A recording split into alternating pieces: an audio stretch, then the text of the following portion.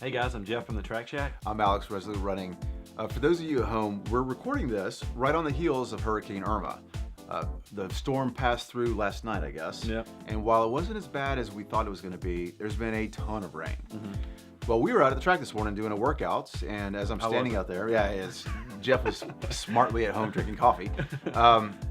Everybody kept saying, so how do I dress? How do I dress for the rain? And even though we've done episodes on this before, it's a subject that I think we should touch on every once in a while. What's the biggest issue you see when people go run? Well, I think people overdress. I mean, I think that there's this concern of getting wet, and so they'll want to find waterproof stuff or put on layers, and it just, all that does is just make you hot. Absolutely right. If you bundle up in a bunch of nylon that doesn't breathe, you're just a baked potato in aluminum foil, and it's going to be a bad day. Yeah. My first tip for running in the rain, and I think it's universal, is get a hat. You want something that has a brim on it, keep the rain out of your eyes, preferably something that wicks. You know, these are some hats that we got from Boco, which is these wicking trucker hats, but they also make visors, or any type of running hat, really, doesn't matter. Just get a brim to get it off of you. And then, in addition, you want to be lit up, right? Yep. I think you got to stay visible. So, like, especially in the mornings when it's a little bit darker, you know. So we carry these little flashlights from Nathan, the Zephyr Fire 100. This thing is like super bright, and so you know, in those low light times in the morning, it's extra.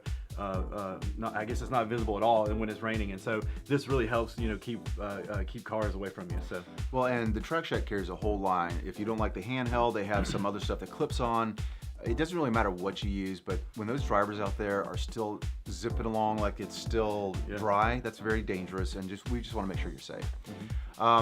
Another way you want to be safe is in personal protection, and what I mean by that is this little blue container is called Body Glide. It is your friend.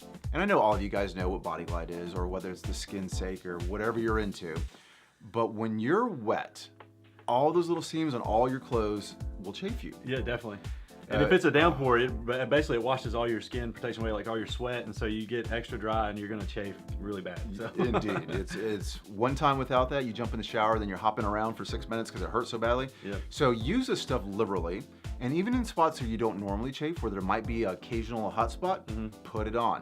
It doesn't matter what your brand is, just use this stuff. And again, the Track Shack has this as well. Yeah, and put it on your feet too. That's obviously, good when your shoes get soaking wet, you know, you're gonna extra opportunity to blister there, and so this will help prevent blistering. Awesome.